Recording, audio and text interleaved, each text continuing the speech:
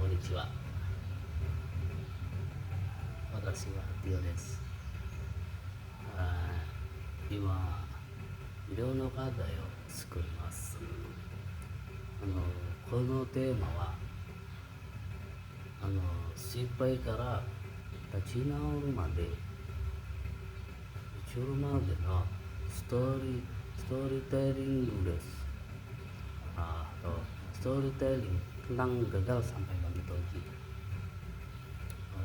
Pertama-tama awalnya itu aku nggak pernah menyangka bahwa sebuah kata dari kata sederhana seperti mensetsu itu bisa membawa begitu banyak cerita dalam hidup.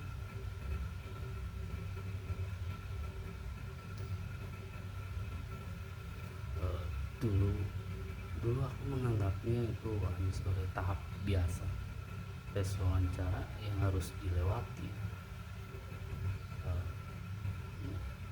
Tapi kenyataannya mensetsu itu adalah perjalanan panjang yang menguji kesabaran, mental, dan keyakinanku sendiri.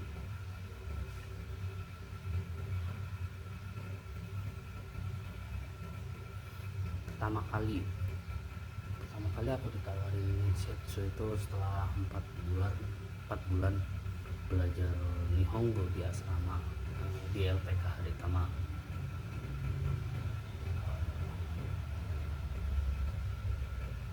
Setelah ditawarin, aku belajar dan bertanya ke senpai yang sudah sering ikut mensetsu sampai belajar sama mereka sampai pada hari mensetsu tiba dan percobaan pertama itu gagal. Hari itu pasti kecewa banget karena ternyata usaha saya masih belum maksimal. Jadi saya masih harus belajar lebih giat lagi untuk mensetsu berikutnya. Kata-kata dari yang wawancara masih terngiang-ngiang di kepala, dan untuk pertama kalinya aku masih merasa ragu pada diriku sendiri. Apa aku memang belum pantas?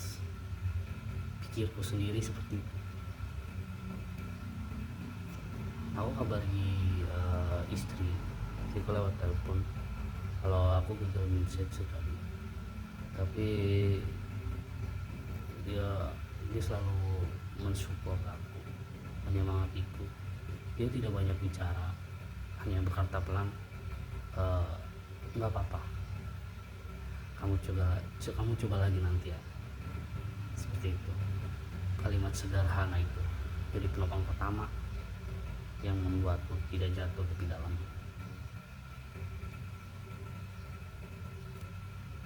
Terus beberapa bulan saya ditawarin mensetsu lagi sama Yovan Sensei. Saya ikut lagi dengan persiapan yang lebih. Saya ikut lagi sampai akhirnya di hari mensetsu ternyata gagal lagi. Padahal ya bisa dibilang udah sangat yakin, sudah yakin banget bisa lulus, tapi ternyata belum rezekinya mungkin di situ. Kali ini ya rasanya lebih sakit. Kembali membandingkan diriku sendiri dengan orang lain yang sudah berhasil. Di grup teman-teman yang satu persatu mengabarkan kelulusan mereka, sementara aku masih di tempat yang sama, masih harus belajar lagi. Dan aku mulai tahu perjuanganku. Mereka tidak menuntut, tidak memaksa. Hanya satu hal yang selalu mereka kasih mereka ngomong ke saya, ke aku, kamu pasti bisa, jangan berhenti di sini. Tapi jujur saja dalam hati ya mulai lelah gitu ya. Tapi ada teman-teman di asrama yang selalu menjadi penyemangat, yang tidak pernah ada habis energinya buat nyemangatin aku. Ada sensei-sensei, ada Irfan sensei yang selalu menyemangati dan selalu menawarkan job padaku terus, hampir ada setiap minggu waktu itu.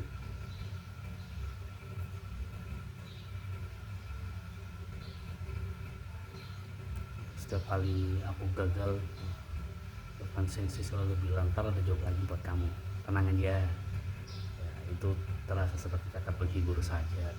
Ya anehnya setiap kali dengar itu aku selalu menemukan alasan untuk bangkit lagi. Setiap hari ya selama saya belajar terus, saya cari tahu apa kurangnya pas Mensetsu kemarin gimana, saya tulis kurangnya apa aja, saya cari info juga perusahaan yang nanti mau saya ikutin Mensetsu lagi seperti apa. Saya tidak pernah menyerah lagi sampai saya ditawarin ikut Mensetsu lagi sama Irfan sensei. Mungkin ya agak gimana gitu ya, karena saya ditawarin Mensetsu itu bukan cuma sekali sama Irfan sensei, tapi hampir dalam bulan itu saya ditawarin sampai 3 kali buat Mensetsu. Karena Irfan sensei selalu nyemangatin saya, ini ada lagi nih Jo, mau nggak gitu kan. Saya ditawarin sampai 3 kali dan waktunya itu hampir bersamaan, bisa dibilang itu cuma dalam waktu 7 hari buat Mensetsu.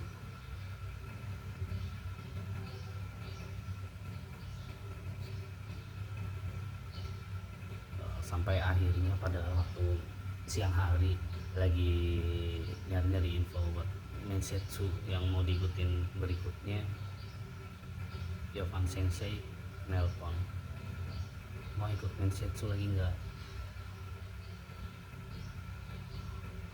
Terus aku bilang kalau ada yang mau sensei, ya udah kamu ikut Mensetsu lagi ya. Kata Irfan sensei, siap sensei, saya ikut apa aja deh, yang penting ikut Mensetsu.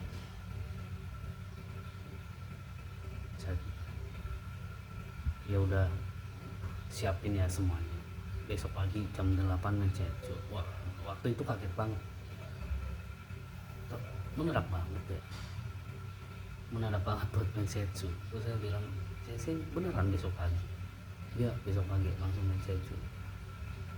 Siapin ya? Ya sensei, saya siapin, saya bilang kayak gitu sensei.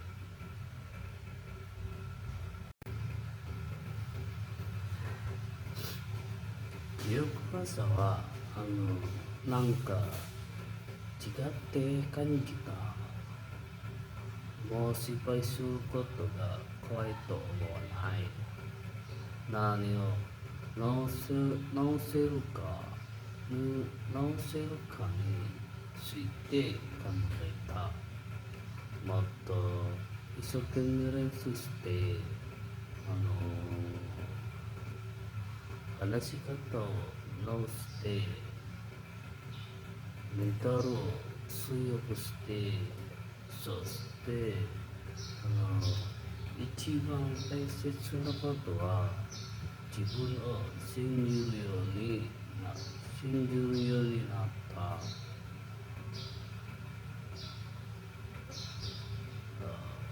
面接の日が来た。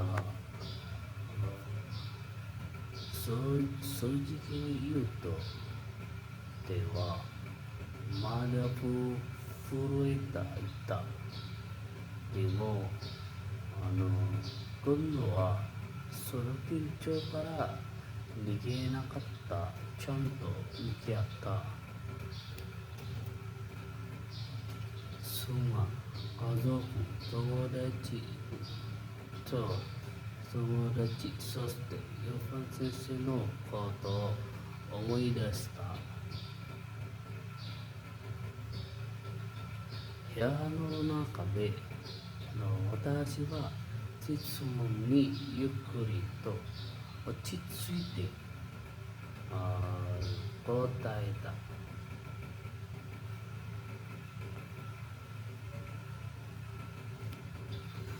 怖くない怖くないわけじゃない。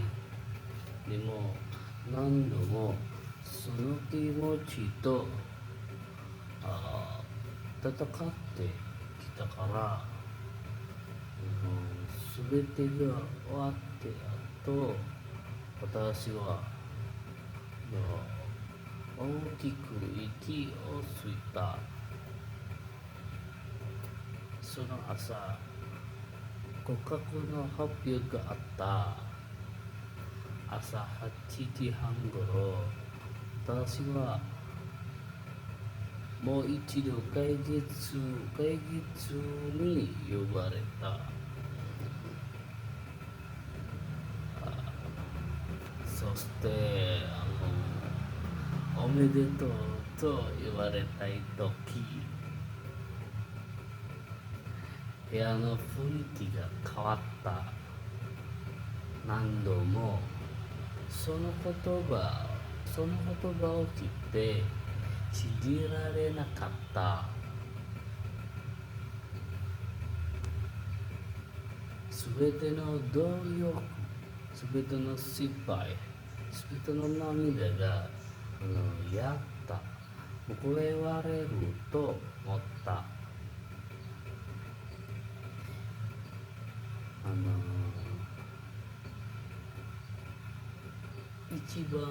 一番最初に妻に伝えた彼女の声はすぐ嬉しくなった。あなたならできると思ったと言った。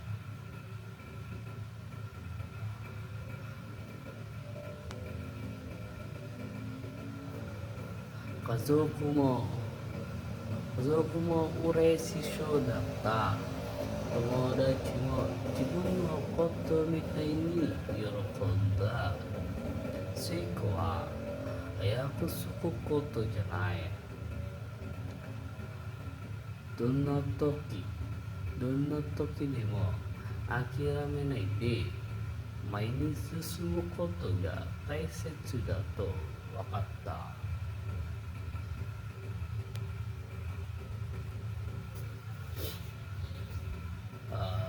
今はその経験を思い出すたびに失敗は恥ずかしいものじゃないと思う。そこで私は強くなった。我慢強くなった。自信もついた。そして一番感謝していることは部活だけじゃない。諦めそうな時もずっとそばにいてくれた人たちだ。結局私は一人で歩いてきたわけじゃない。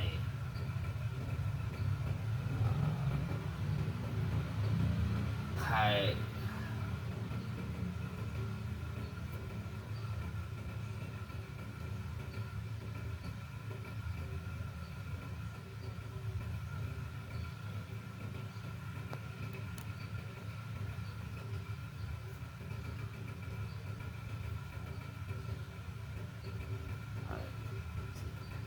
どうもありがとうございます。